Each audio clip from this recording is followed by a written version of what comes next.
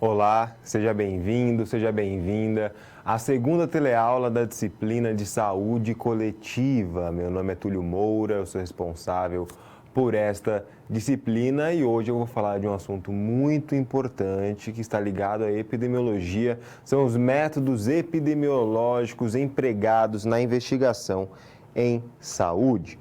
Você já... Opa! Temos um recado muito importante antes de eu seguir aqui, é que você já fez o avaliar?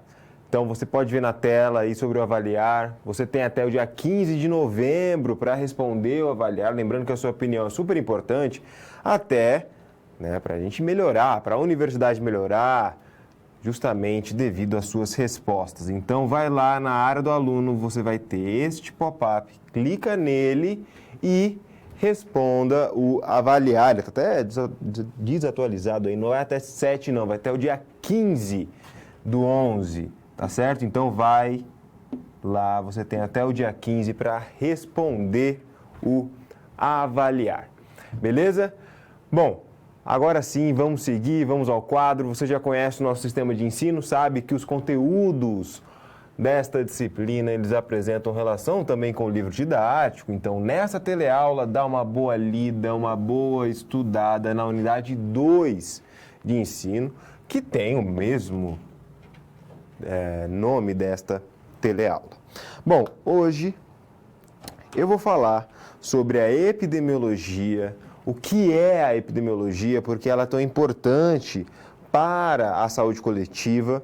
Obviamente, não tem como eu tratar de um conceito aqui tão importante para a disciplina sem contextualizar historicamente. Então, eu vou trazer, principalmente no início da aula, as bases históricas da epidemiologia, né? Como que ela foi se transformando, como nós podemos entender a evolução da epidemiologia ao longo dos anos. Aí, eu vou trazer diferentes tipos de estudos. Então, eu vou falar de estudo descritivo, estudo analítico, qual que é a diferença entre um estudo que ele é prospectivo, outro que é retrospectivo. Vou falar de delineamentos específicos, como estudos de coorte, os ensaios clínicos, o estudo caso-controle e o estudo transversal. Então, é uma teleaula muito importante para você. Por quê? Por meio destes conhecimentos, você vai conseguir compreender vários delineamentos em artigos científicos, porque a gente tem que combinar isso, né? Você vai ler diversos artigos científicos durante a sua formação acadêmica, pelo menos é o que eu espero. E nesse momento da leitura é importante que você saiba o que aquele autor ele fez para realizar a sua coleta de dados.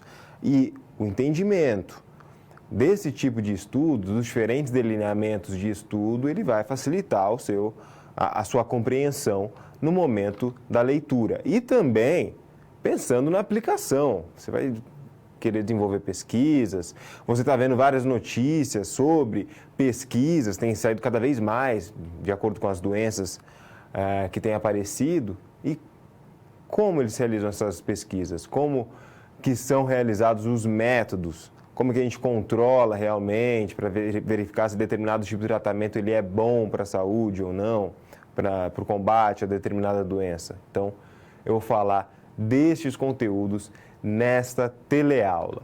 Bom, então, vamos iniciar os conteúdos.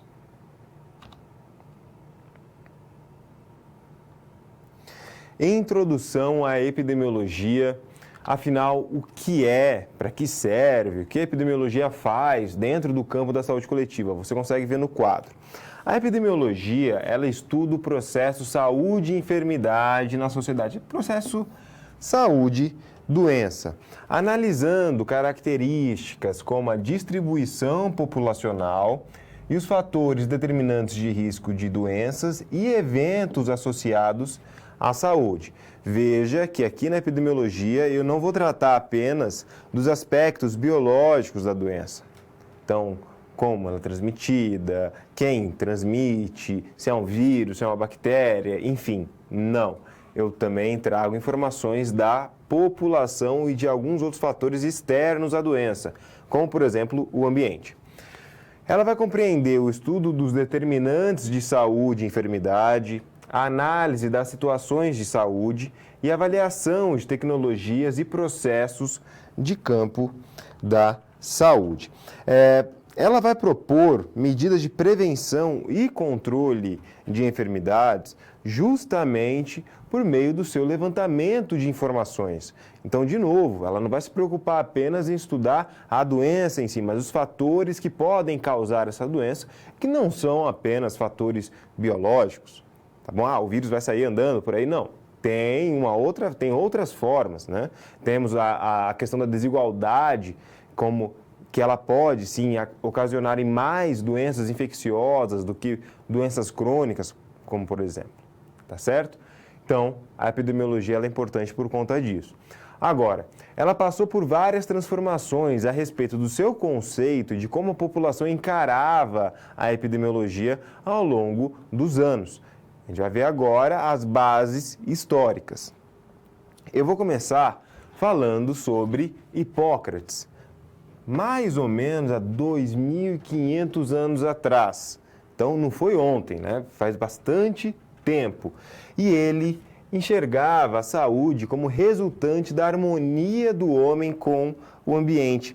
A sua compreensão era que as doenças eram um produto da relação do indivíduo com o ambiente, clima, hábitos de vida e alimentares. Aí eu falo, há aproximadamente 2.500 anos. Olha como está próximo de como nós enxergamos hoje. Galeno foi lá depois e ampliou a teoria de Hipócrates. Ele colocou o conceito de faculdades mentais e estabeleceu censos periódicos, fazendo registros de óbitos e nascimentos.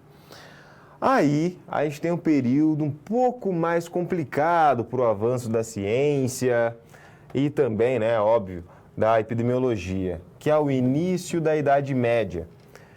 Lá no início da Idade Média, ela é conhecida, se você lembrar das aulas de história, você vai lembrar que teve um grande avanço do cristianismo e uma certa rejeição ao aspecto científico. Então, eles enxergavam que a cura para determinadas doenças só chegaria por meio de cunho mágico e religioso. Então, usavam muitos amuletos, orações, e não tinha uma ação coletiva. Era, apareceu a doença em tal pessoa, então é lá que a gente vai orar, que a gente vai chegar lá com os nossos amuletos e tudo mais, e a ciência ficou um pouco de fora. Então, foi uma era, mais ou menos, que a ciência não foi muito bem reconhecida, que achavam que outras tradições, principalmente advindas de cunho religioso, poderiam simplesmente curar todas as doenças, mas não tinham uma análise da comunidade. Então, ninguém chegava lá e orava para a comunidade, para todo mundo ficar curado. Não. Tal pessoa está com a doença, então eu vou chegar lá, chegava lá o curandeiro, a pessoa responsável por isso, e fazia o tratamento que ela achava melhor. Obviamente, esse tratamento não tinha nada a ver com a ciência, tá certo? Bom, então, a Idade Média foi um período um pouco conturbado para o avanço da ciência. Se você lembrar das suas aulas de história, vai lembrar também que depois da Idade Média, aconteceu um período muito importante, que é o Renascimento. Vamos ao quadro. O Renascimento, ele tem como principal característica a origem das ciências modernas. Tá certo? Nesse relacionamento, nós tivemos o resgate de elementos filosóficos e o desenvolvimento de métodos e técnicas que produziram, né, um conhecimento mais sistematizado de tecnologias e práticas sociais. Bom, aí a ciência começa a ganhar um pouco mais de espaço, a coisa volta a ficar um pouco melhor, né? Com um pouco mais de fundamentação. Aí nós temos as contribuições da clínica e estatística. Nós tivemos o nascimento da estatística logo após o período do Renascimento, para quantificar o povo, o exército e também ela surgiu com base em uma necessidade de quantificar as doenças. E eu tenho alguns pesquisadores importantes, como John Graunt, que fez tabelas mortuárias de Londres e análise de nascimentos e óbitos. Ele é conhecido como precursor da estatística e da demografia. Nós tivemos Pierre Louis, que fez um estudo com tuberculose e foi o primeiro pesquisador a avaliar a eficácia de um tratamento clínico por meio da estatística. Então, realmente, ele levantou dados, fez testes estatísticos para ver se aquelas mudanças eram significantes. Isso ocorreu em 1825, ou seja, muito tempo atrás, quase 200 anos. William Farr fez o Sistema de Registro Anual de Morbimortalidade para Inglaterra e País de Gales. Tá? Então, ele foi bem importante também porque ele introduziu o sistema de informação em saúde. Bom, mas como você pode ver, eu só estou falando de número, coleta de dados e número, mas nada que realmente explicasse o porquê destes números, levando em consideração algumas transformações políticas e sociais. Então, eu precisava de ações que justificassem aquilo que eu estava coletando, até para eu saber o porquê disso. Eu não podia só esperar números como se fosse um sorteio, tá, de Mega Sena, por exemplo. Não, eu tenho que saber o porquê daquilo. Bom, aí surgem outros pesquisadores e outros movimentos, como da medicina social. Antes eu vou falar da medicina urbana, tá? Que foi um período com predominância de práticas sanitaristas, então práticas que envolviam até mais o saneamento básico, e imunização e controle de vetores. Isso acontece por volta do século XVIII. Tá? Aí nós temos Louis Villermé, depende do sotaque, da proficiência em francês que você tiver, a minha não é lá muito boa. Análise das condições de vida, trabalho e saúde. Então, lá na época da Revolução Industrial, que também foi uma época bem conturbada para os trabalhadores, ele se preocupou com as condições de trabalho daquela população. Nós tivemos Engels, que fez a formulação da epidemiologia científica, pesquisando as condições de vida e saúde do proletariado urbano, e a partir daí nós temos o surgimento da medicina social, que é essa que você vê no título aqui, né? Medicina social. Ela é um termo que foi utilizado para retratar os modos de abordar coletivamente a questão de saúde e os seus determinantes sociais. Então, agora eu tenho uma preocupação maior com a sociedade. Temos a medicina sanitarista, que tem, com Rudolf Virchow, o desenvolvimento social e o processo saúde-doença. Então, ele entendia que para o controle dos surtos, não bastava apenas o tratamento individual dos doentes. Lembra lá que na Idade Média se preocupavam apenas com ações individuais? Então, você já não tinha ciência, né? Lá como aquela parte forte. E tinha uma análise mais individual. Aqui não, aqui a gente já tem a ciência, agora a gente inclui também estudos na sociedade e ações coletivas. Na época da Revolução Industrial, nós temos o encarecimento dos serviços médicos que são provenientes das novas demandas, né, dos novos avanços tecnológicos e especialização dos serviços médicos. Isso já é esperado, né, até porque você tem a atualização, novos instrumentos, novos serviços, ok. Mas, em 1929, relembrando, puxando lá das suas aulas de história também, nós tivemos a crise. É quando a Bolsa quebrou e teve uma grande crise mundial, né? E aí surge a retomada do discurso social. Por quê? Para justamente ampliar o controle social e prover condições mínimas de saúde para a população. Então, o que eles viam? Principalmente com a criação de departamentos de epidemiologia nas universidades, eles pensavam que realizar a prevenção de doenças e a promoção de saúde nesse contexto, dar condições de saúde à população, né, e de conscientização também, vai auxiliar no momento de reduzir os gastos públicos com saúde. Ok? Bom, levando bem para frente agora, em 1970, 1980, nós temos os computadores e eles vão facilitar análises mais aprofundadas em estatística, então auxiliando bastante, né, as análises em epidemiologia. E no século XXI, as pesquisas e práticas, elas agora possuem foco em doenças crônicas não transmissíveis, tá certo?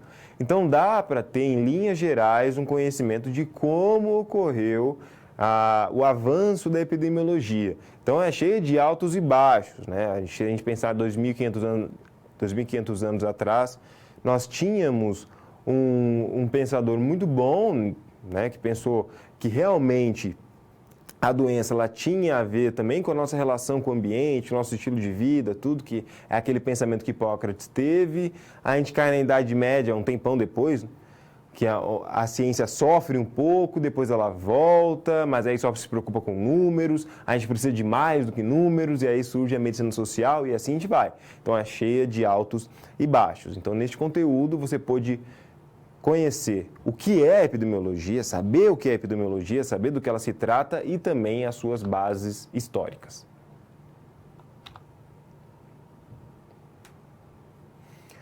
Estudos descritivos. Eu vou apresentar esse tipo de estudo e antes de começar eu não quero que você pense, estudo descritivo, professor, é aquele estudo que descreve.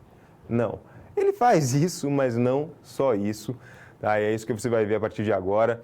Ele descreve fenômenos e levanta pistas a respeito de estudos causais. Eles vão verificar como as doenças se distribuem e os seus determinantes. Por meio do estudo descritivo, nós conseguimos traçar um perfil de saúde e da doença na população. Por meio deste perfil, nós conseguimos planejar ações.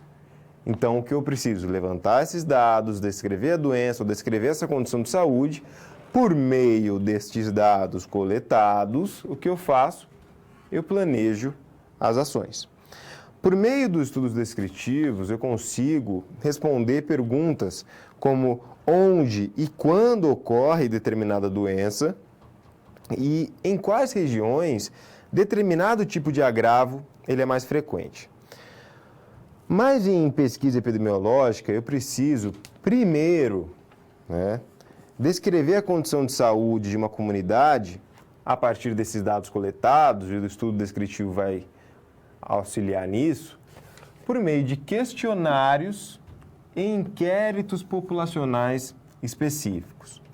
Eu tenho como variáveis desse tipo de estudo, variáveis de tempo, de espaço e de pessoas. Quando eu penso nas variáveis de tempo, eu tenho o intervalo de tempo, o intervalo cronológico, e aí é aquele intervalo que eu coloco datas bem estabelecidas em marcos cronológicos, e o período, que é uma variável usada cronologicamente, como, por exemplo, toda terceira semana do mês, todo terceiro mês do ano, e aí é quando ocorrerá essas coletas, esse levantamento, essa descrição, tá bom?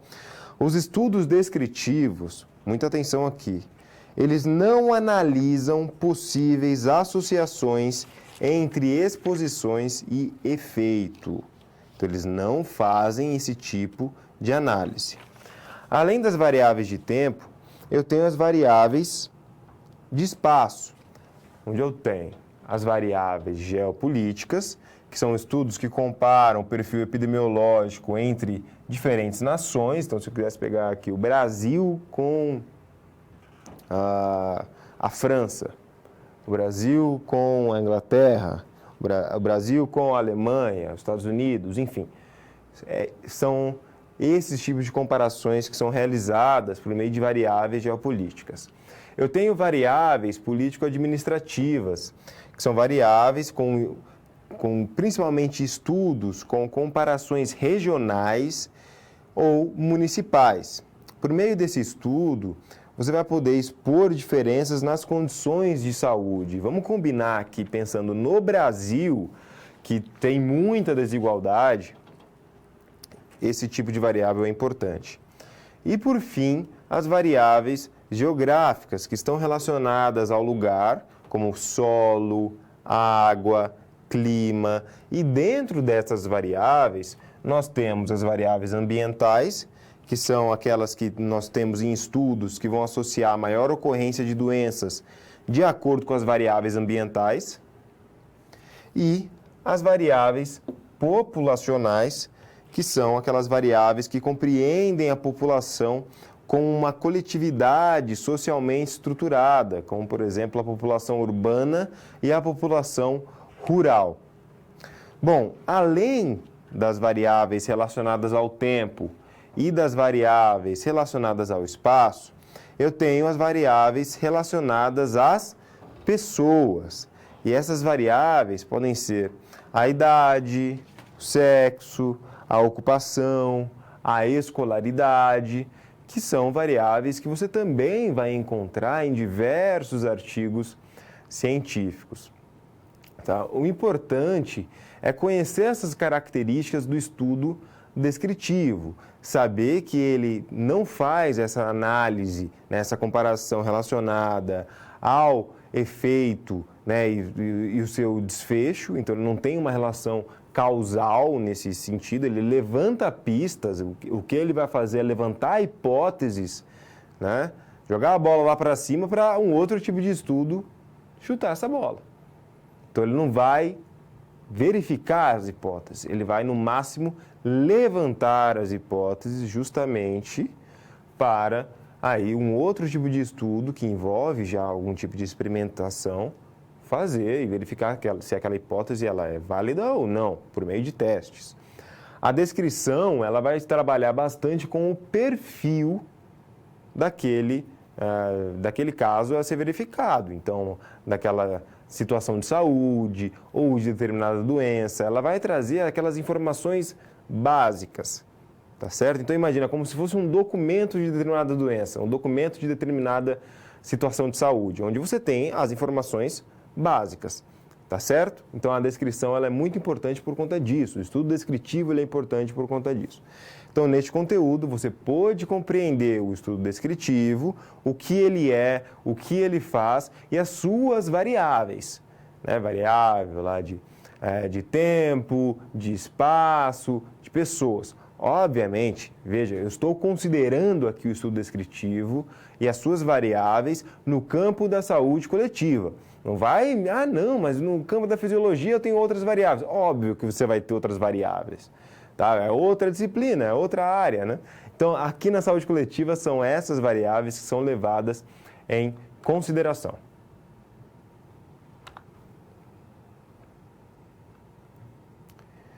Estudos experimentais. Ele apresenta características específicas. Antes de compreender o que é o estudo experimental, é importante que você saiba a diferença entre estudo descritivo e estudo analítico. Vamos dar uma olhada. O estudo descritivo, ele vai analisar e descrever a situação da saúde da população, fazendo aquele perfil. Caracterização da doença e de sua distribuição na população é outro exemplo de perfil. Vão quantificar a ocorrência da doença ou agravos e vão avaliar novos casos de acordo com as características do lugar, do tempo e das pessoas acometidas. Agora, muita atenção, o estudo analítico é diferente. O estudo analítico, ele investiga hipóteses levantadas pelos estudos descritivos e o estudo descritivo, ele não vai testar a hipótese, ele vai levantar a hipótese, quem vai testar mesmo é o estudo analítico. Ele faz a comparação entre as possíveis exposições a fatores e seus efeitos. Agora sim eu tenho uma relação causal, tá? Eles fazem associações causais e analisam a exposição e o desfecho. A gente pode considerar que dentro da estrutura dos estudos epidemiológicos, eu tenho alguns tipos de características, como de unidade, posicionamento e dimensão temporal. Pensando na característica de unidade, o estudo ele pode ser individuado, então ele ocorre em uma análise caso a caso, realmente de forma particular, E o estudo agregado, que faz o quê? Um agrupamento de pessoas. Sobre o posicionamento do observador, pode ser observacional, e aí eu tenho uma intervenção controlada, e o experimental, que também possui intervenção.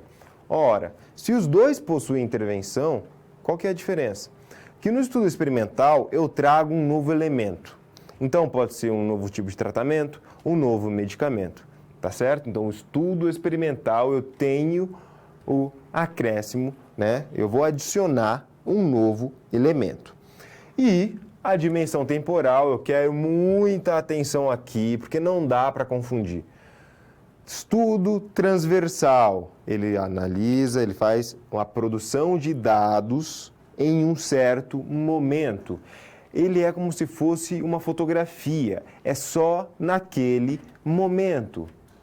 Agora, o estudo longitudinal, ele é diferente. Eu tenho uma análise por um longo período. Não é bem longo, né? Ele pode ser de dias, meses ou até anos, aí sim fica muito longo. Então, de novo, estudo transversal é naquele momento, é uma coleta que eu vou fazer para aquela situação específica, tá? Aquele momento. Agora, o estudo longitudinal, eu tenho o acompanhamento. Então, eu tenho mais momentos. Então, se eu tenho algum tipo de intervenção, eu vou fazer uma análise pré-intervenção e outra pós. Posso colocar uma durante. Aí eu tenho que esse acompanhamento. Ele vai acompanhando essas características do estudo. Então, não tem como confundir. Tá? Transversal e longitudinal são opostos, realmente são antagônicos. Não tem características próximas para que você confunda o que é um estudo transversal e um estudo longitudinal. É impossível, tá?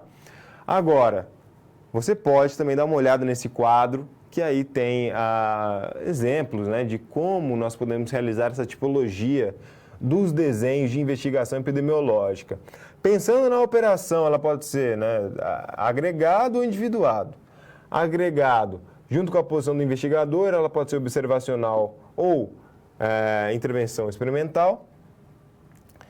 E relacionada à referência temporal, que nós temos a transversal, a longitudinal. E aí surgem nomes provenientes da epidemiologia, como os estudos ecológicos, estudos longitudinais, os ensaios comunitários. É por meio dos ensaios comunitários que nós verificamos, por exemplo, a eficácia de determinadas vacinas. Tá? Então, você tem o quê? Uma referência longitudinal. Então, ela passa por fases, você vê realmente os efeitos daquela vacina. É experimental porque eu tenho um fato novo, eu tenho um elemento novo que eu vou acrescentar naquela intervenção, que é o novo tratamento, a nova vacina. E ele é agregado, óbvio, porque ele vai ser tratado com uma população, com um grupo.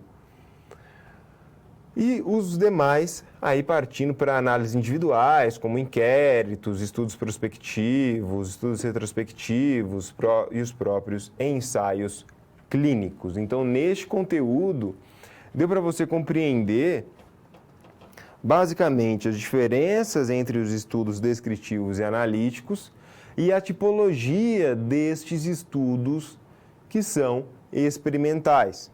Então, pode ser referente à posição do observador, referente ao uso de população ou análise caso a caso, ou também referência temporal, que nós temos o estudo transversal e o estudo longitudinal vai depender do seu objetivo. Agora, que é fácil realmente fazer essa distinção entre transversal e longitudinal, é bem tranquilo. Transversal é em determinado tempo, é naquele exato momento que eu quero ver, né? É uma fotografia. E o longitudinal, não, eu tenho realmente um acompanhamento, tá certo? Então fica bem clara essa diferença que eu acabei de falar para você.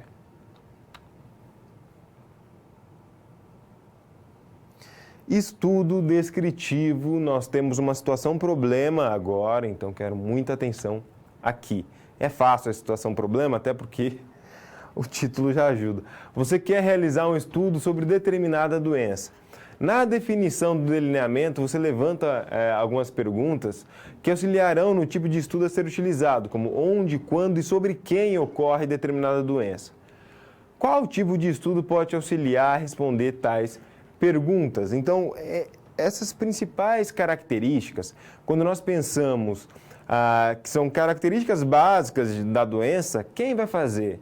É o estudo descritivo. É ele que vai traçar o perfil daquela doença. É ele que vai mostrar onde ela vai ocorrer, em quais situações, quando, que nós temos doenças que são mais sazonais mesmo. Então, ele vai trazer essas principais características. Ele que vai verificar a eficácia de determinado tipo de intervenção, de determinado tipo de tratamento para aquela doença? Não, não é o estudo descritivo que vai fazer isso. Ele só vai trazer as informações principais, é o que eu falei durante a aula, que é a parte do documento, né? É como se fosse um documento daquela doença, um documento daquela situação de saúde. Ela traz aquelas informações. São as informações que vão descrever alguma situação, que vão traçar o perfil, que são informações que são básicas àquela doença. Então, neste caso, nós temos o estudo descritivo como resposta à situação problema. Um outro ponto a ser falado é, ele não faz relação causal. O que ele vai fazer? Ele vai levantar a hipótese. Pode levantar. Vai testar essa hipótese? Não. Aí não é tarefa dele. Aí é de outro tipo de estudo. Aí entra o estudo experimental, né? Um caráter um pouco mais analítico. Aqui eu tenho só, no máximo, levantar algumas pistas, algum tipo de hipótese baseado naquela descrição que eu fiz. Eu não vou verificar se a exposição a determinado fator de risco vai causar algum determinado efeito, se algum tipo de tratamento ele melhora determinada doença. Não, não é função do estudo descritivo, tá certo? Então fica bem claro para você o que o estudo descritivo faz no campo da saúde coletiva. Tem aí variáveis de tempo, variáveis de espaço, variáveis de pessoas, óbvio, levando em consideração a saúde coletiva.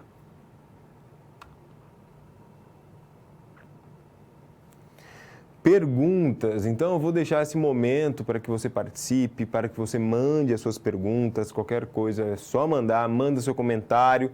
Não tem pergunta errada, é melhor você participar do que ficar com essa dúvida. Pensem nisso. Então, vou dar um tempinho, daqui a pouco eu retorno.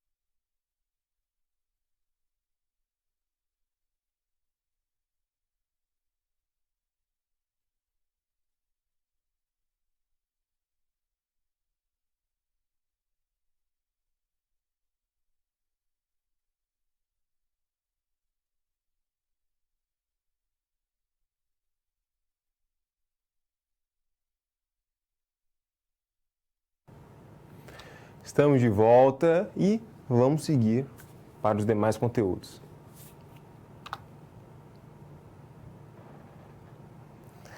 Estudos de coorte e ensaios clínicos. É muito importante que você conheça esses tipos de estudo, mas principalmente uma característica, que são dos dois tipos, que eles são estudos prospectivos. O que são estudos prospectivos? Vamos dar uma olhada. O estudo de coorte, vou falar dele primeiro, ele descreve as medidas de incidência. Incidência são os novos casos de uma doença. Ele faz associação entre fatores de risco e condições ou doenças. E aí você vê que está aqui destacado prospectivo. O que é um estudo prospectivo? Que ele parte do presente e vai para o futuro. Então, eu tenho um estudo do tipo longitudinal, quando eu penso na sua referência temporal, né? Porque ele começa em um ponto e vai terminar lá na frente. Pode ser daqui a alguns dias, pode ser daqui a alguns meses, pode ser daqui a alguns anos. Bom, e como que ocorre o estudo de coorte? Eu vou começar sempre com indivíduos saudáveis, indivíduos sadios, que não apresentam aquela doença, e aí eu vou dividir eles em dois grupos. Então, aqueles que estão expostos a determinado fator de risco e outro que não está exposto a este determinado fator de risco.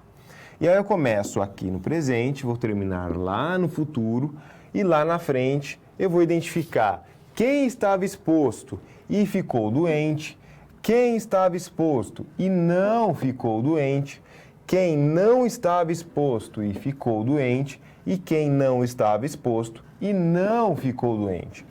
Então, eu tenho uma relação entre a determinado fator de risco, né, a determinada exposição e o seu efeito, considerando determinada doença. Eu tenho algumas etapas a cumprir para o estudo de coorte. Então, primeiro, eu preciso de uma seleção de um grupo de pessoas sadias em relação à doença investigada.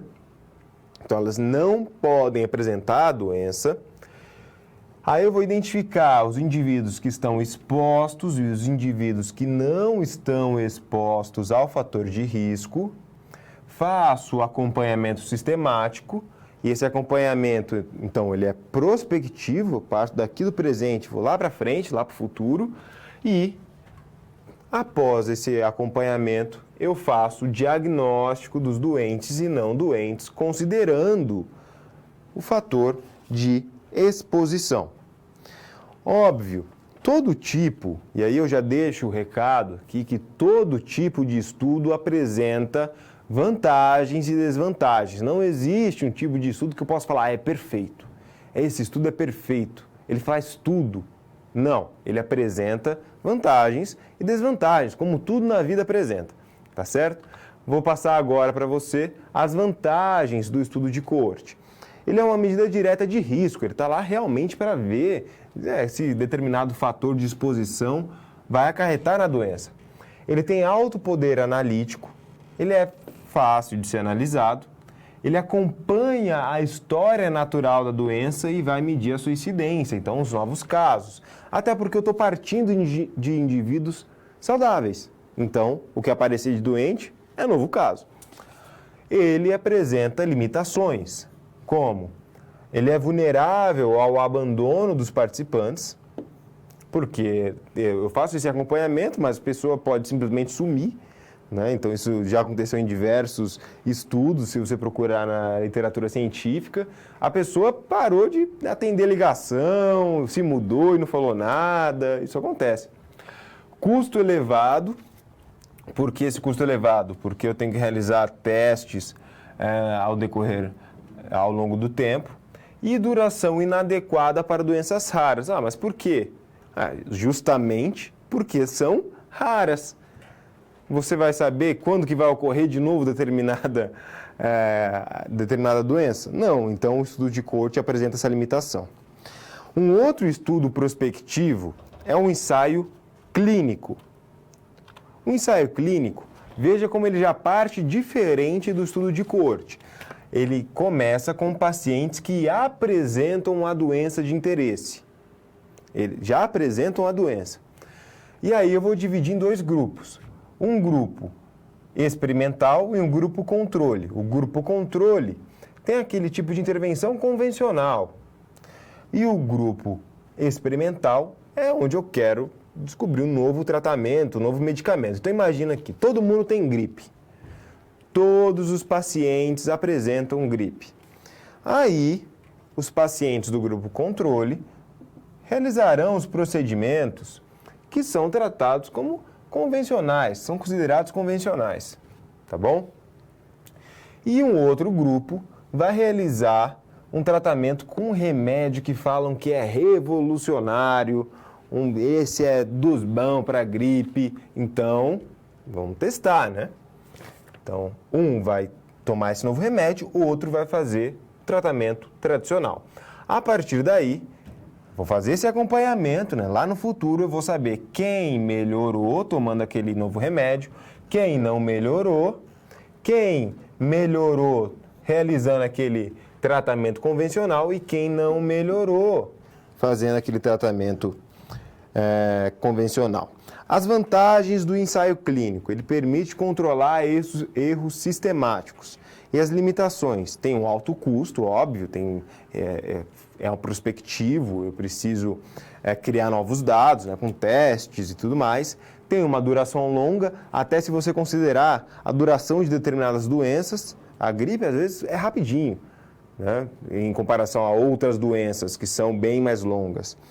Dificuldade de generalização e de seu uso com humanos. Até porque, quando eu vou testar um primeiro medicamento, muitas vezes ele não é testado logo de cara no humano, tá? Bom, o que a gente consegue ver com esses estudos, até sobre o ensaio clínico aqui, fica bem claro para você. Quando você vê que algum remédio, por exemplo, ele é testado cientificamente, ele passou por ensaios clínicos. Então, duvide de qualquer profissional, autoridade pública ou qualquer coisa que fale que tal remédio é bom sem um devido teste. Por quê? Se eu tenho ensaio clínico para isso, se eu tenho teste científico para isso, por que vai aparecer em determinada rede social que determinada pessoa achou que é bom tomar tal remédio? Não tem cabimento, né? A ciência explica muito isso, realmente não casa, não bate esse tipo de conhecimento. Então, nessa era, principalmente de fake news e desinformação, muito cuidado. E aqui eu falo para você, pode ser, um profissional utilizou, mas ele fez teste? Pode ser formado, pode ter laurea acadêmica. Fez teste? Fez lá o ensaio clínico? Tem teste que comprove que funciona? Pode ser uma grande autoridade pública. Fez teste? Não. Ele achou legal e colocou numa live. Ou realmente colocou lá, passou na TV falando que tal remédio é bom, levantou o remédio para o alto. Fez teste? Sem ensaio clínico realmente fica difícil e você agora viu como é importante esses tipos de delineamentos em saúde coletiva.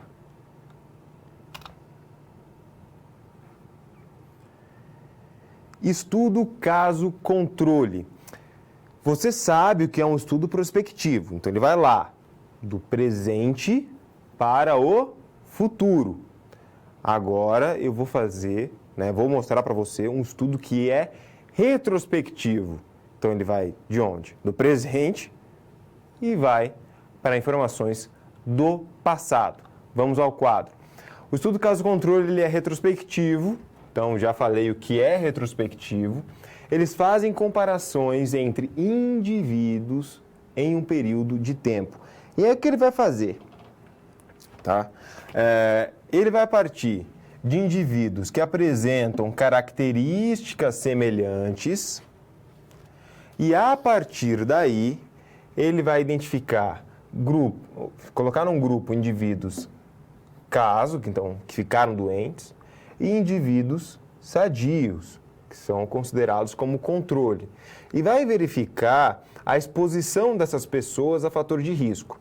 Então, dentro do grupo de doentes, quais indivíduos que ficaram doentes e estavam expostos? Quais indivíduos doentes não estavam expostos? Quais indivíduos sadios foram expostos ao fator de risco e quais indivíduos sadios não foram expostos? Então, eu faço o caminho contrário ao estudo de coorte e também pensando no ensaio clínico, que são prospectivos. Aqui eu tenho um entendimento de um estudo retrospectivo, tá certo? Então, eles são indicados para investigar a associação causal em doenças raras e de longo período de latência, tá certo? Doenças raras de longo período de latência. E eles são realmente mais indicados para isso porque já são dados criados, né? São dados que já existem, porque eu estou partindo para o passado, aquela informação já existe.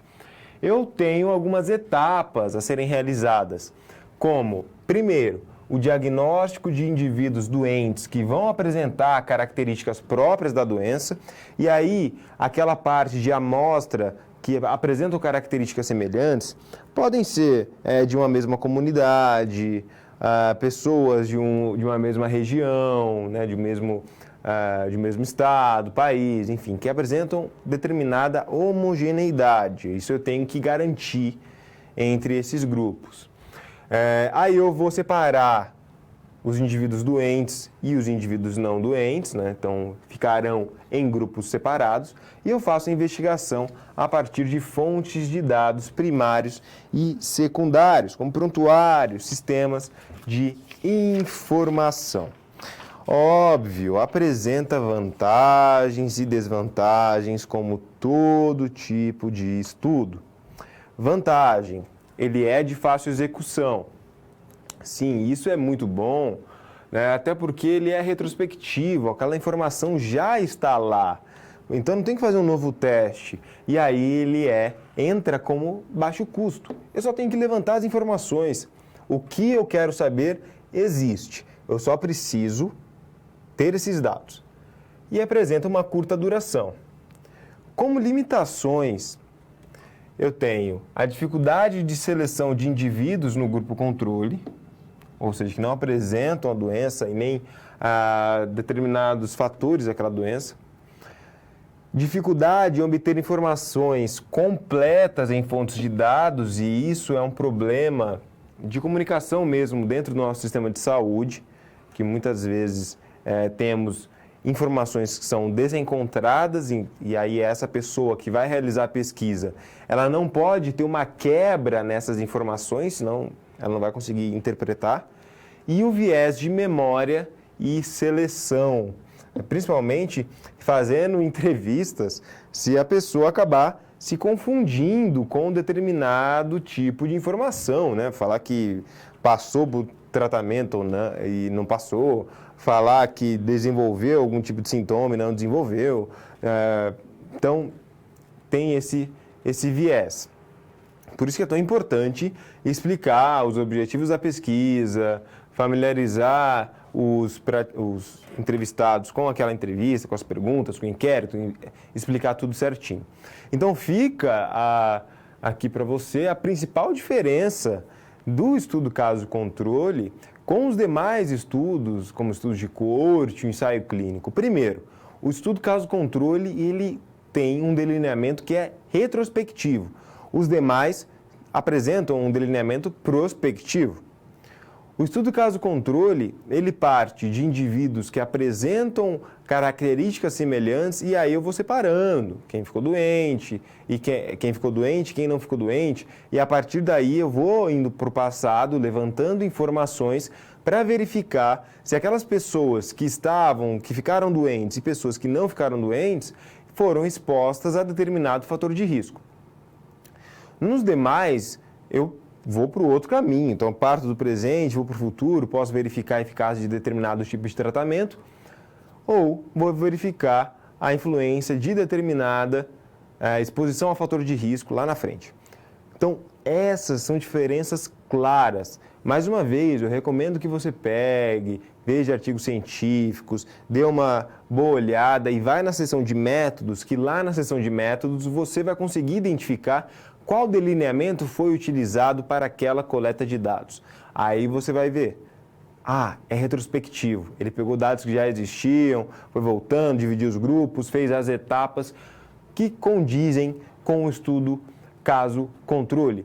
Não, ele é prospectivo, então ele leva em consideração outras características. Ele vai lá para o futuro, faz teste e aí pode escolher outro tipo de delineamento. Então, neste conteúdo fica claro para você o que é o estudo caso controle, o que ele se propõe a determinar e como ele determina.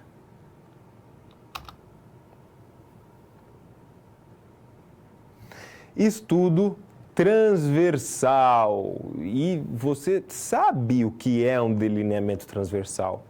É aquele, em certo momento, aquela fotografia, diferente do estudo que é longitudinal. Vamos dar uma olhada? Bom, ele também é conhecido como estudo de prevalência, esse estudo transversal. Ele avalia a situação de saúde em um momento específico. Lembra lá, é a fotografia. Para avaliar, ele precisa de uma amostra representativa da população que ele quer avaliar. Não estou falando que aqui no mundo, com 7 bilhões de pessoas, ele vai ter que ter uma amostra representativa de 7 bilhões de pessoas. Não. Baseada na sua situação, no problema que ele quer investigar, quantas pessoas são necessárias. Tá? Então, imagina lá, por exemplo, ele quer investigar, fazer um estudo transversal em escolares, né, dentro de um município. Tem, por exemplo, 700 alunos de terceiro ano. E aí ele quer estudar só alunos de terceiro ano. Então, ele vai pegar um número que seja representativo disso. Um número representativo, por exemplo, seria 500, por exemplo. Óbvio, tem outras maneiras de estimar o tamanho da amostra, mas isso é assunto para outros conteúdos. Bom, aqui esse é um exemplo de amostra representativa. Pode ocorrer por meio de sorteio, essa determinação da amostra, ou por seleção aleatória. Além disso, o estudo transversal, ele apresenta um delineamento muito fácil, que é este que você vê na tela. Eu tenho a população, da população eu parto para a amostra, então eu preciso de uma amostra representativa. Aí eu vou levantar esse dado, fazer essa coleta, mas que ela mostre determinado tempo, naquele certo momento que eu quero verificar, uma fotografia. Aí nessa fotografia eu tenho as informações, por exemplo, pensando em uma doença, dos doentes que foram expostos, dos doentes que não foram expostos, dos não doentes e não expostos e dos não doentes e expostos. Então, imagine que eu tenho uma população de 36 pessoas, eu tenho uma amostra de 20 pessoas e nessa amostra eu tenho 10 pessoas que ficaram doentes e estavam expostas, 6 doentes e não expostas, 2 não doentes e não expostas e 2 não doentes e expostas, ok? Então, é um exemplo de como a gente pode separar isso de acordo com os dados apresentados. Eu preciso seguir, completar algumas etapas, como a seleção de amostra representativa da população. Então, de nada adianta se eu tiver uma população para aquele problema que eu quero pesquisar de aproximadamente 800 pessoas e analisar 10. Não vai ser representativo, Não vou ter um panorama bem feito disso. Eu vou estabelecer critérios para a participação. Então, em todo tipo de estudo, eu preciso estabelecer esses critérios. Não é qualquer um que vai poder participar. Então, eu tenho critérios, ou seja, apresentar determinada doença, apresentar determinada idade, enfim, tal tipo de sintoma, ser de tal região, são tipos de critério.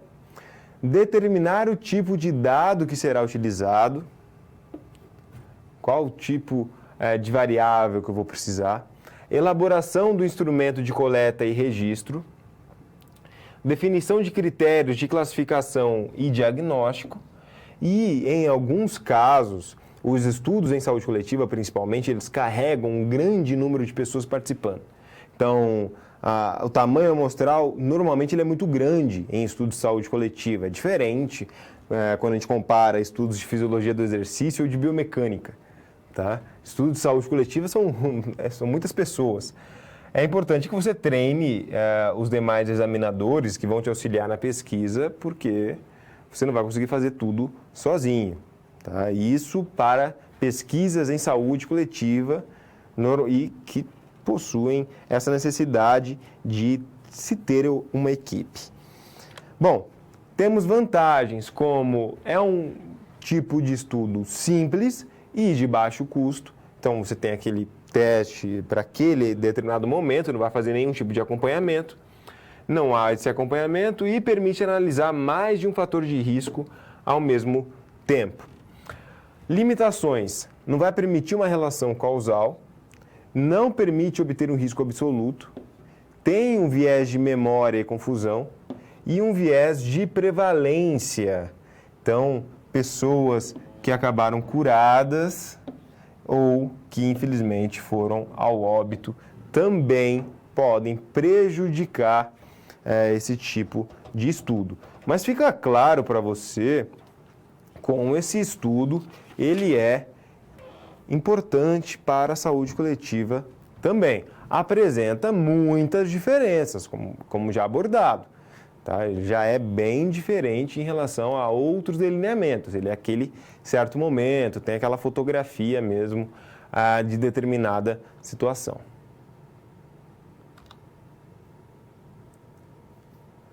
Bom, nós temos uma situação-problema. Vamos lá no título, que eu quero corrigir só o título, praticamente. Não é prevenção da violência, tá?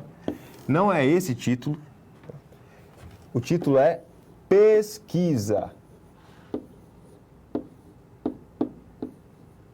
É o nome da situação-problema. Passou, acontece em todos os lugares, tá? Erros acontecem, é pesquisa. Então já peço minhas desculpas aqui a você, eu acabei colocando outro título.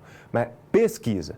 Então, o que a gente vai tratar relacionado à pesquisa nessa situação-problema? Você realizará uma pesquisa com uma amostra representativa de uma população com o objetivo de verificar a prevalência de pessoas doentes e não doentes, expostos ou não a determinado fator de risco. Qual é o melhor tipo de estudo a ser realizado? Então, vamos lá. Vamos pegar as características desse enunciado. Primeiro, ele quer verificar o quê? A prevalência. A prevalência, então, já tem alguns estudos que eu não utilizo, né? Ele tem uma relação causal, então eu já sei que estudo descritivo não é. De pessoas doentes e não doentes, expostos ou não a determinado fator de risco. Então, doentes e não doentes, aí eu não vou utilizar, por exemplo, o ensaio clínico que eu já começo com determinada doença. Bom, qual é o melhor tipo de estudo a ser realizado? Pensando que eu preciso de uma amostra representativa. É o estudo transversal. O estudo transversal que reúne estas características. Quais características são tão marcantes dentro do estudo transversal? Então, ele tem a prevalência como uma característica marcante, como colocado aí até na pergunta. Avalia a situação de saúde em um momento específico, precisa de uma amostra representativa e realmente ele faz aquela tabela, né, partindo de população, vai para a amostra e aí vai saber quem estava doente ou não doente e a sua relação com um determinado fator de risco, estava exposto a determinado fator de risco. Então, fica claro para você, mais uma vez, que é o estudo transversal que reúne essas características, que faz esse tipo de pesquisa. Cuidado, não vai me confundir, você não viu nada aqui que falava de algo longitudinal, algum tipo de acompanhamento. Não tem acompanhamento no estudo transversal, ele é aquela pesquisa para aquele exato momento, tá certo? Então, você já sabe o que o estudo transversal faz.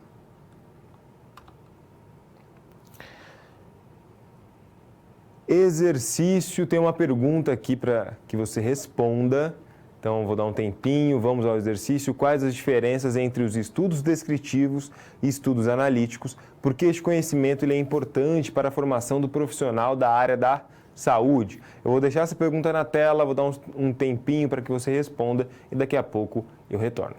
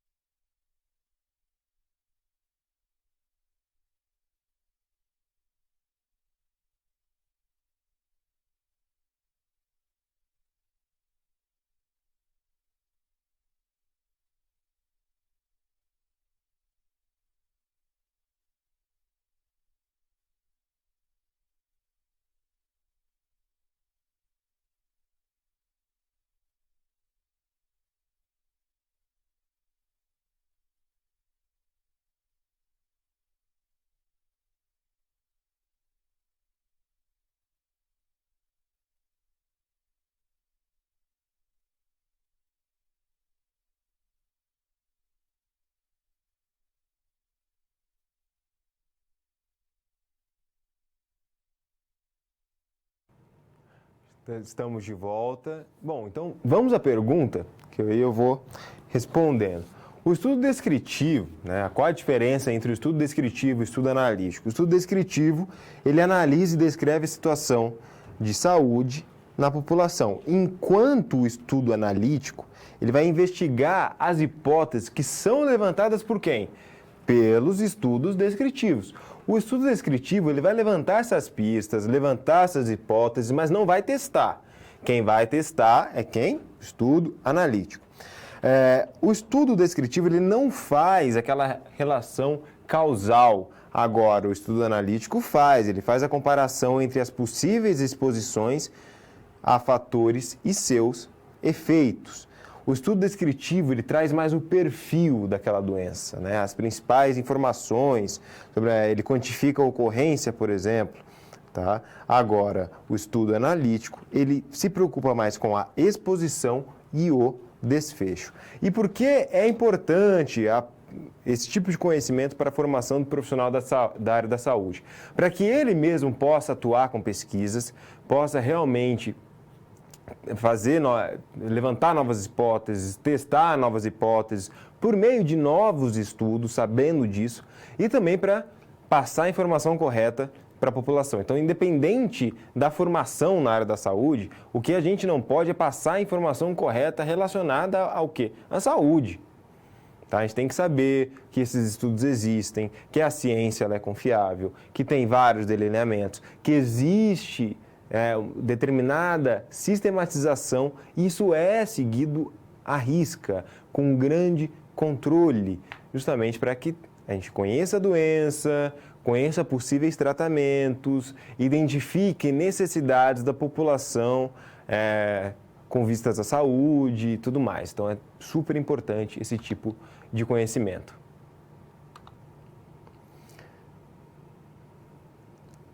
Recapitulando o que foi falado nesta segunda teleaula, olha lá, a gente está encerrando, chegando na metade da disciplina, vamos dar uma olhada.